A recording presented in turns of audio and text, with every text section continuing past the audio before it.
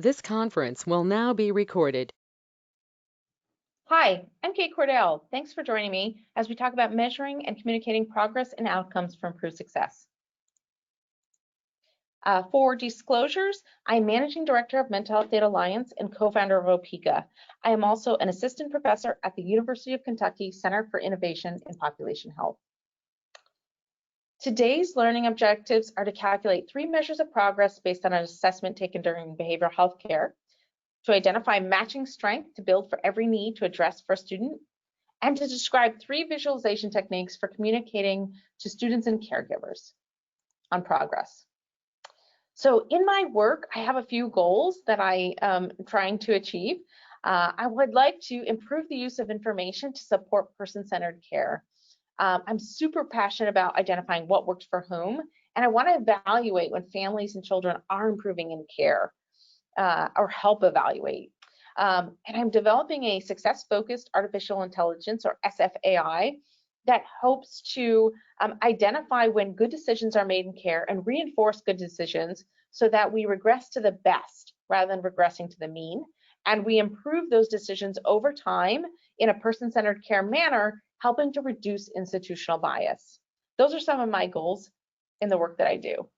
Today, we're going to talk a little bit of background about what are outcomes and why they're so difficult, some challenges with capturing outcomes, and then we're going to start talking about some ideas to overcome those challenges and maybe operationalize ways that we can begin to track on outcomes.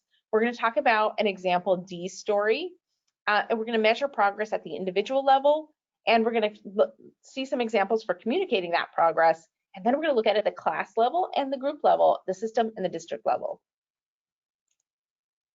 So we know that creating a comprehensive plan with goals and measures of progress and accountability can improve mental health care. So why don't we do it?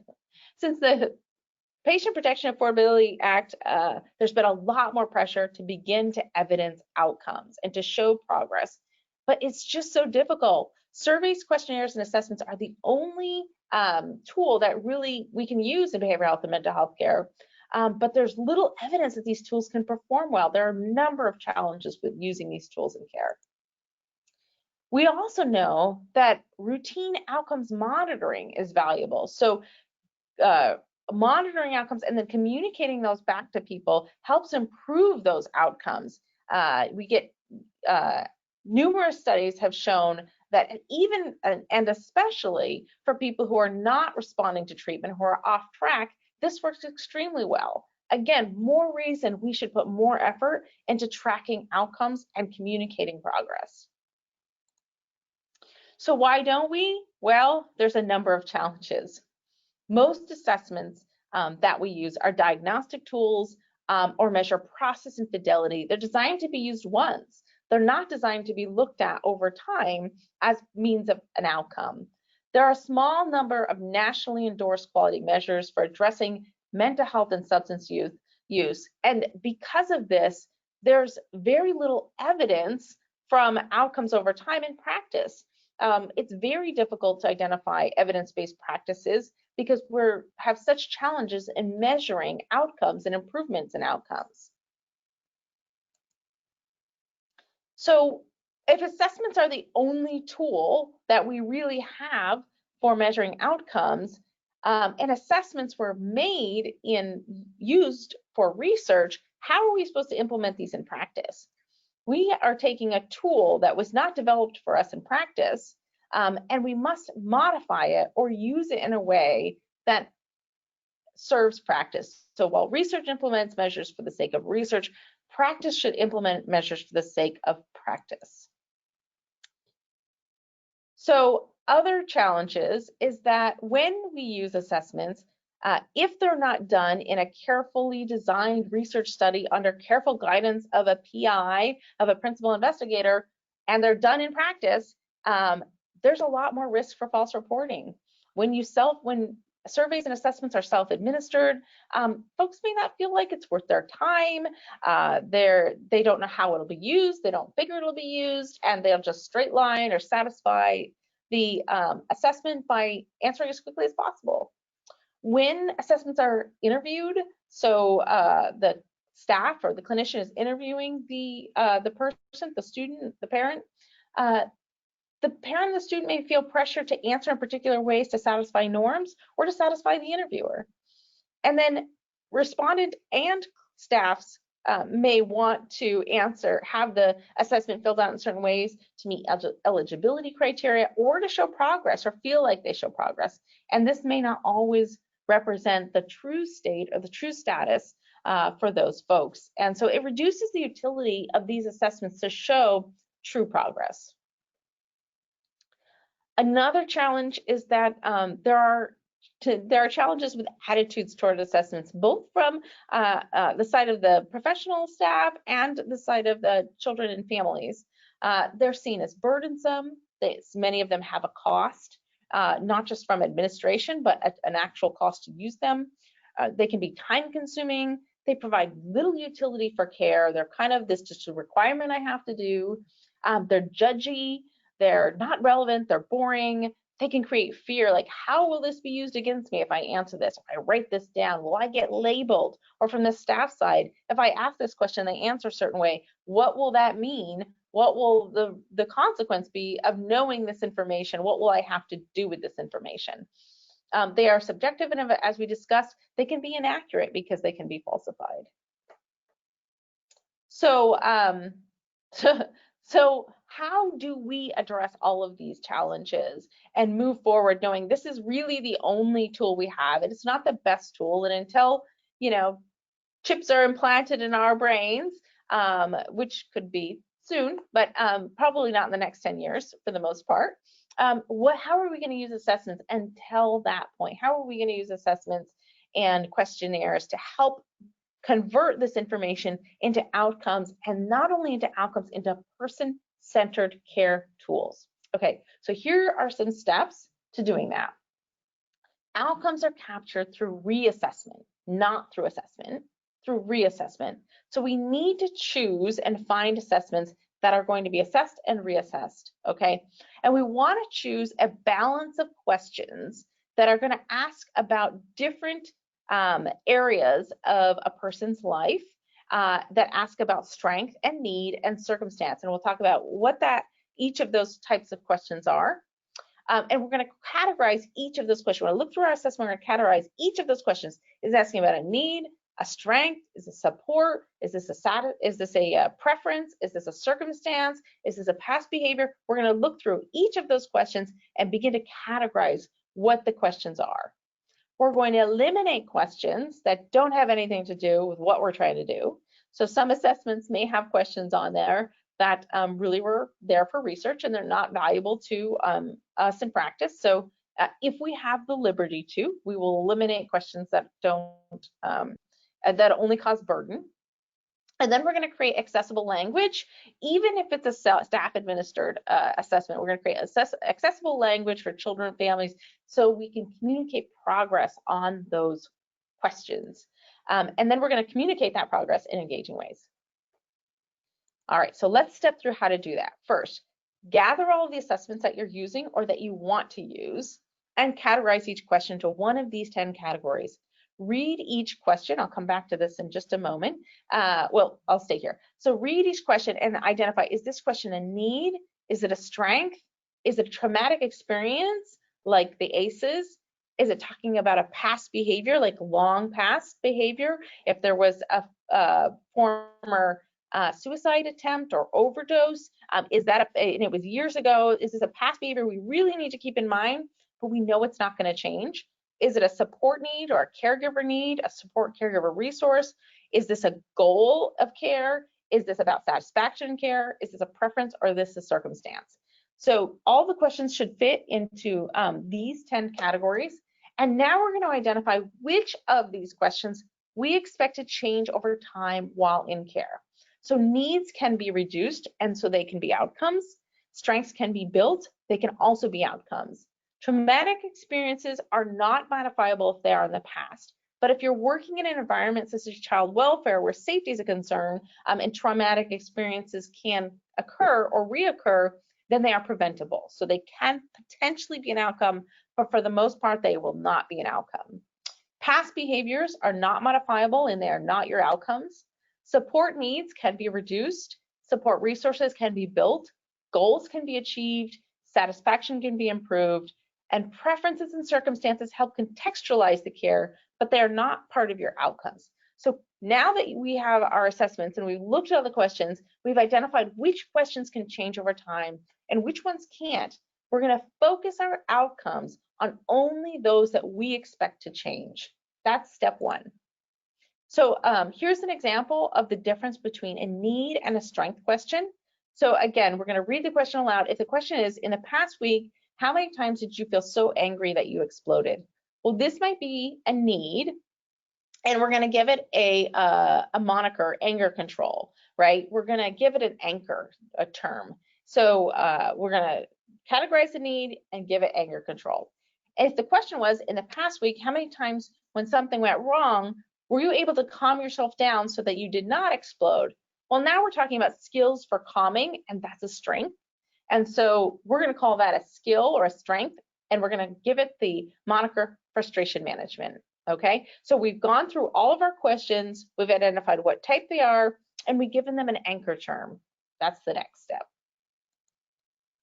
So what does a balanced set of questions look like? If we're asking about, if we're implementing assessments as our outcome tools, then we want to ask a balanced set of questions. Only those that we saw prior in the yellow are going to be our outcomes, our needs and our strengths, and we want to ask a balanced set of needs questions and strengths questions so that we're balancing our strengths with their needs. And we want to ask about support needs and resources as well. So not just the person's needs and strengths, but what about their social network around them and the caretakers, caregivers, folks around them? Do those folks have needs and strengths that can be used in care? We're always wanting to ask about a few past behaviors, setting goals, knowing about satisfaction in care, and then some contextual preference and circumstances. So a balanced set of questions, if we were asking 105 questions, might look like this: 25 needs and 25 strengths, etc. 10, 10, 10, and then 5 of the rest. So let's look at this as an example. So just in recap, we've taken our assessments, we've taken each question, we've put it in one of these 10 categories, we identified which ones can change, those are our outcomes, and we have made sure that we are asking equal number of strength and need questions, as well as some other contextual questions. So we're going to take this approach and think about it from Dee's story. So Olympia De La Flora, who's a principal in a school in Columbus, Ohio, performed a TED Talk, and she told us about Dee. So this was an anecdote, and the link's there below. It's about an 8-minute video if you want to listen to it. It's really great. She does a great job. It's a nice TED Talk. But she talks about Dee, and I'll just give you the recap because I can't play any of the audio for you. But so Dee has anger control in school behavior. Dee is a 6-year-old, I believe he's in kindergarten or first grade, and he has been coming to school with extreme outbursts of anger control, school behavior, and flipping tables. And when they dug into Dee's story, they found out that Dee had some really adult responsibilities at home to care for his younger brother because his mom worked long hours. And so Dee had trouble transitioning between the responsibility, the adult responsibility he had at home as a 6-year-old to being a 6-year-old in school. And if you listen to Olympia, she talks about how they were able to create a care plan for Dee that included some transition time when he came to school. So he got 10 minutes alone in a room to kind of transition from the home responsibilities into, okay, now I can be a kid at school. Dee really liked to help other kids, so they gave him some peer leadership opportunities. He learned some frustration management skills. The classes began taking brain breaks for all the students to kind of wiggle out in between learning. And they introduced flexible seating, such as rocking chairs and exercise bikes. And the teachers went through a program where they learned how they could ask questions about how can I help you versus get out of my class, or what happened to you versus what's wrong with you. And so Olympia tells this wonderful story about how Dee's just was a great success in the school, and it was a nice anecdote. But how do we begin to track if we're helping all kids? So we helped D, but did we help A, B, and C as well? And certainly D had these big behaviors that were easy to recognize. What about the internalizing behaviors? Are we helping those kids too? And are we tracking on that?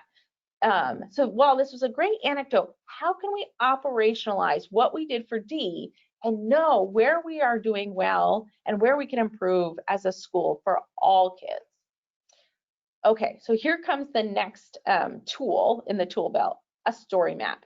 So let's say we have taken our assessments and our questions and we put them into these categories. We can now build a story map, and this might be what D's story map look like.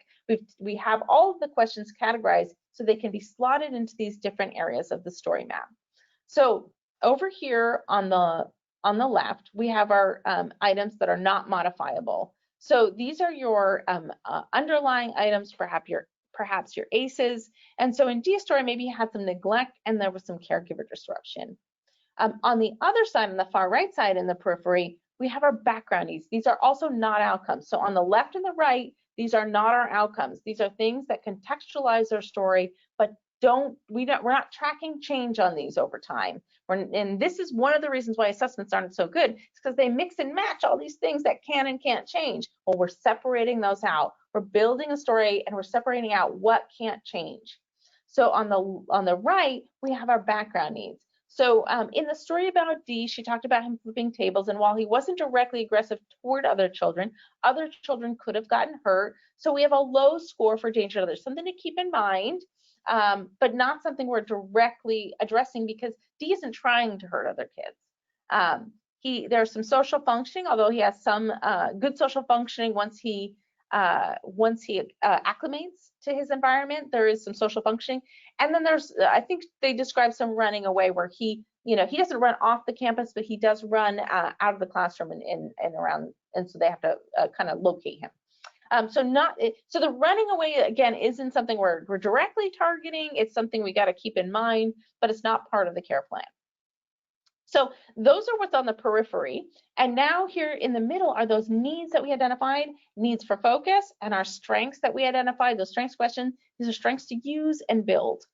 So our needs to focus for D, we may have some caregiver supervision as a need, and they're prioritized here. Anger control, school behavior, oppositional, impulsivity, hyperactivity, maybe addressing some living situation responsibility issues, and his school achievement. Over here in strengths to build, well, D, let's start at the bottom. D has a strong sense of self and identity. He has a lot of responsibility. He feels like, he's the man of the house, and he has great identity. He has a very strong family, and he has learned to be so resourceful in taking care of his younger brother. So these may be strengths to use for D. Now he's building. What are we building? What skills are we building? Well, caregiver knowledge, maybe perhaps providing some more information to mom, his single mom, about what D needs at home and how to better support him at home would be helpful. And D's building frustration management skills. He's building a love for education, optimism, and interpersonal skills. So this is in his care plan. And then for goals, he may want to feel good at home and at school. And for satisfaction, he may not like it how the teachers talk to him when he's angry. And for preferences, he likes helping other kids, and that was part of his story. And then for circumstances, he has large home responsibilities to care for his younger brother. And so this would be D's story map. So we've taken D's story out of an anecdote told on a TED Talk stage, which was a fabulous story, and we've tried to visualize it here in the story map. Now imagine you have a whole school full of kids or a district full of kids. You now have these story maps that you can kind of more quickly remind yourself where we started and where we came from. So what does this look at like when we look at it over time? So here's where D started. So what might have happened over time? So this example here is a visualization which rolls up really nicely to a class and a district level, which I'll show you later, but can be viewed at an individual level as well. So this is something a tool staff might use, visualize that. So perhaps a student started with 5 strengths to build or needs to address, and then sometime during care, we discovered 6 more. So that doesn't mean we went from, we always have to look at change. So when when we discover things during care, that's not, even if they're ACEs, that's not necessarily a bad thing. It often means that we're building a trusting relationship with those students or with those people, and that they're revealing more to us. So we are expect to discover things throughout care. Now, if we're measuring outcomes, we have to be careful, never to look at our outcomes from beginning to end, because what happens, we discover things in the middle, and those are going to count against us. We always consider our ever needs, our ever strengths. What are ever strengths? Those are the ones that you saw at first, plus the ones you discovered. Those become your ever. You are always comparing ever to last, not first to last, ever to last. This is one of the biggest mistakes folks can make when evaluating and looking at outcomes. Do not start with where we started and where we ended, because if you built a trusting relationship with those folks, it's going to look like you made no progress or you made reverse progress, because they would have started to tell you about the things that they had going on, and they would have confided in you about the trauma they experienced. So again, we take what the number that was presented plus the number discovered to identify our ever. So we have 11 things here we were ever working on with the student. We resolved 5, and we have 6 left to resolve. And we have them listed out here, all 11. In this case, we started out with building strengths and having 1 support need. We discovered a number of other needs. And then in the end, we resolved the first 5 we started with, but we're still working on those other 6. So we built 4 strengths. We addressed that 1 support need, but we're still addressing the needs for focus for the student. So this is what it might look like over time. I call this a waterfall chart. So how are we going to, this is certainly not a way you would want to communicate with children and families. So this doesn't even get into our objectives yet. On the next page, here we go. So how do we communicate progress to children and families and students? So this is one thing that I developed that I thought could be simple and useful, and it's called a skill sketch. It's basically taking a sheet that looks like this and labeling it and giving it some colors that can be assigned to those different labels. Okay, so the top page is going to look like this when it's printed, and then underneath you put this picture for coloring. So this isn't the one that gets colored, this is. And then here, this might be what D's skill sketch might look like. So D starts out and he's got some strong identity, he's got some strong family, he's very resourceful, but he's building interpersonal skills and oppositional. We want to put on here the skills he has that we've discovered, as well as the skills he's building. And then we give him the opportunity to identify what colors he wants to assign to his level of skill for each skill. So skills that he hasn't built yet, or that he's going to work to build, he's decided are going to be green. Strength skills where he's got some skill but he has more to build are going to be orange. Skills where he has made some significant progress, or he's got something there, maybe just a little more to go, are going to be blue. And then skills where he's really talented, or he feels that they are centerpiece skills, those are going to be purple. So what does this skill sketch look over time? So you print out that skill sketch, and they may color it in the first time, and then you'll print it out a week or a month later, and they get to then rate themselves again and color it in that time again. And the idea is that in assessment 1, they may have a lot of strengths to build and high needs that are green, orange, and blue. And then in assessment 2, we're going to see less of the green, and we have orange and blue. And then in assessment 3, when we color it in, we are perhaps all purple and blue. So at our top skill levels in purple and blue. So we're looking for a change in that skill sketch in color over time to be those top 2 colors that D in this case chose, or that the student chose. And again, you can download some free skill sketches. There's all kinds of owls and cats and birds and unicorns at opeka.com skill sketches for free. Those are just there. So that's one way. Another way that I developed this summer, in June of July this summer, I worked with the California Department of Social Services, and we developed some family reports. We did this through an open, moderated, inclusive consensus process, or an open mic process that I developed. And we had over 200 stakeholders attend to help tell us what it was that families would want to see when tracking outcomes. In this case, it was in mental health and child welfare. And so the stakeholders we had on these calls, we had eight weeks of calls. We had between 70 and 131 stakeholders on every call, and they represented youth, youth advocates, caregivers, county behavioral mental health, child welfare, social workers, and provider agency workers. And again, this is what the open mic process looks like. Basically, it's a process to allow as much inclusivity of stakeholders as possible. So each week we talk about a potential visualization that we could provide to families to track on progress of outcomes. And then at the end of the meeting, we allow about 20 minutes for them to complete a survey while we stay online. And they complete the survey saying whether or not what they liked about that particular visualization, what they didn't, how it can be improved. We take that feedback, we incorporate it for the next week, and for 8 weeks we iterate on that, gathering feedback, and we actually end up with something that looks nothing like we started. So we don't start with a blank canvas, we start with a suggestion, and folks will provide their feedback, many with very strong opinions, and we will go from where we thought this would be a useful tool to what was actually useful to from stakeholders. So this was one of the resulting report mocks that came out of that process for communicating strengths. This looked nothing like what I started with. We got a lot of great feedback, and folks felt like their voice was heard. And this was a way that we could incorporate hundreds of stakeholders into this feedback process. So this is a tool that you could use to communicate strengths and building of strengths to caregivers, especially, and to kids and students. And so what this shows is basically the number of skills built over time. There may be some setbacks, and that's okay. And then it identifies here we have some really centerpiece skills of education, cultural identity, community life, national sports, and resiliency.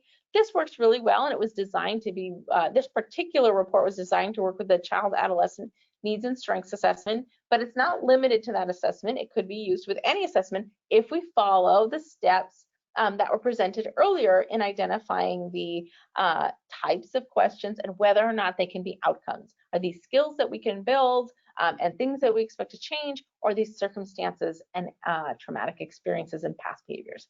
So here we're looking at skills that we can build, and we're isolating those, and we're looking at building those over time.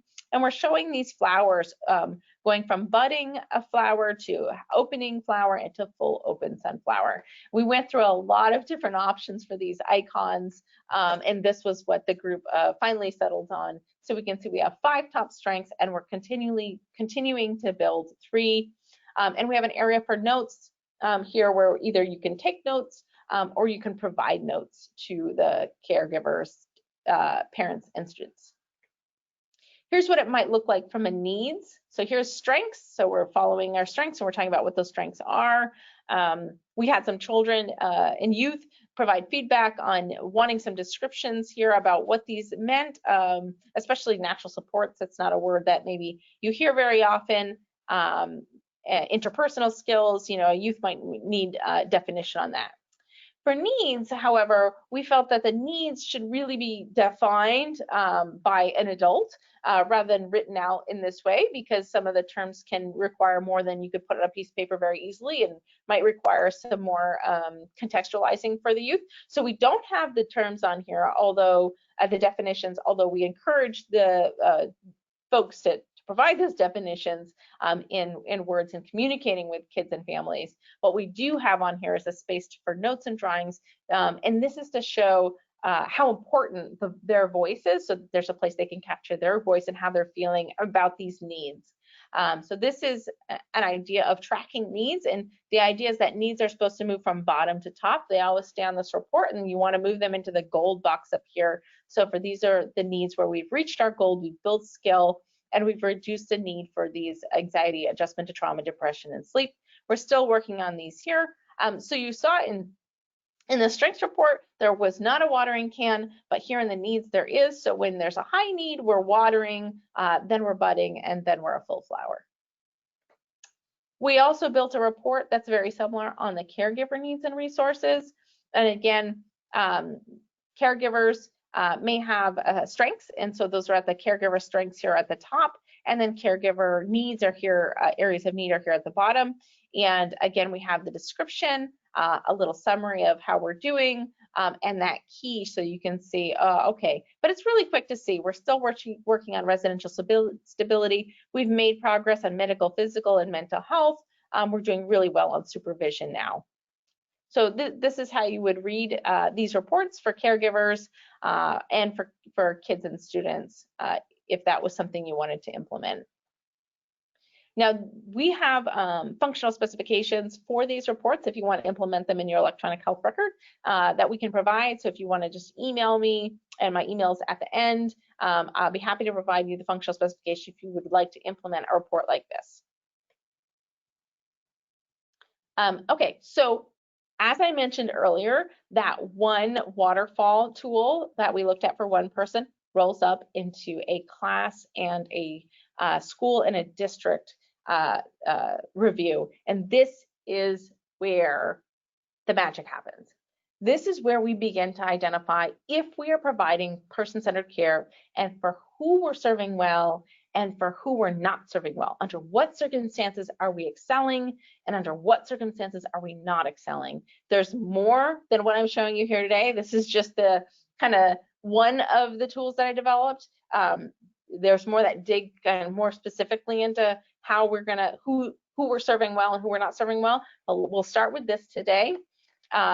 So in this example, we have 32 boys, and we're looking at how many needs and strengths did we identify, or skills to build did we identify first, and then how many did we discover, and then on average, so you can see here for these boys, we've identified 35 different skills to build for each boy. Now that's a lot. We don't want to do all of that at once. We're certainly going to have to prioritize.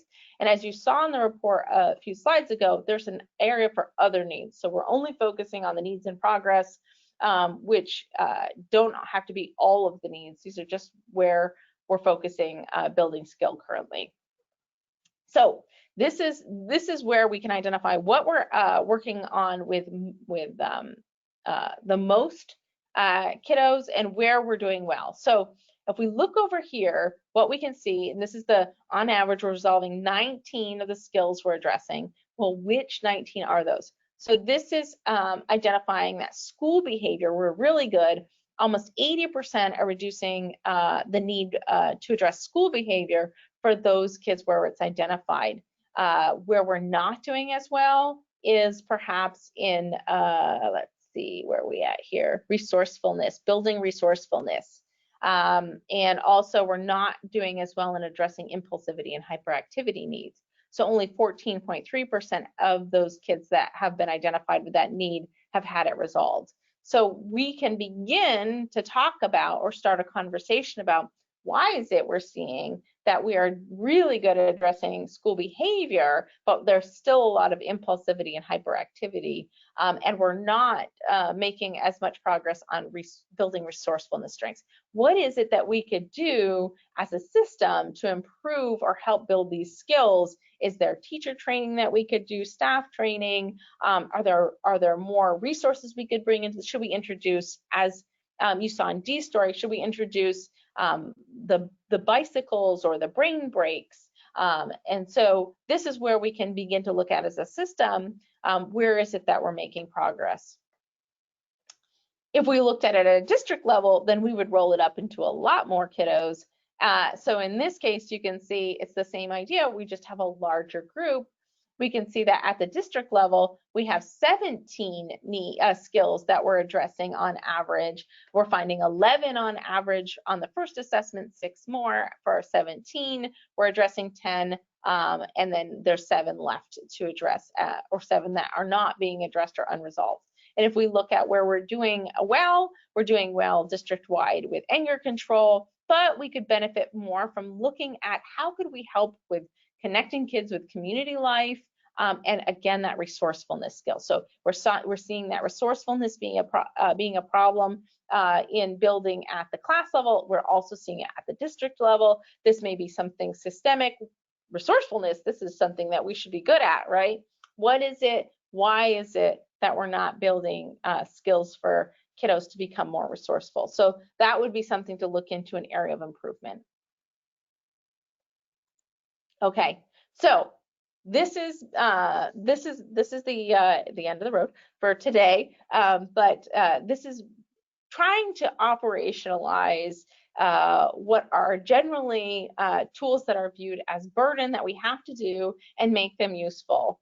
So assessments can be and are important practice tools. And when you have control over your assessments, choose questions on the assessments that provide you a balanced story map. So you can create a story map for every kiddo and use that story map to plan care. Identify from the questions that you're asking what can change and what can't. And those that can change, those questions you're going to track on, and those are going to become your outcomes. If you can communicate progress to children, youth, and caregivers, then your outcomes will likely improve, the research shows. So find ways to communicate. And when you begin to roll that information up, now that we have operationalized that assessment and those questions into needs and strengths and support skills, when you operationalize and roll that up to a system level, you can begin to see where it is you're making progress with kiddos on a system level and where it is that you can implement teacher training, additional supports, additional services to meet the needs of your population. And over time, as you continue to look at the data in this way, your system will improve in meeting the needs and building skills, and you will begin to learn what works for whom. Thank you very much. I'm Kate Cordell, and if you have any questions, feel free to email me at katecordell@mhdata.org. Thank you, and good luck with your outcomes, because the better outcomes you have, the more successful services you can roll out, the more grants you can receive, the more that you can prove and improve on the great work that you're doing. Thank you.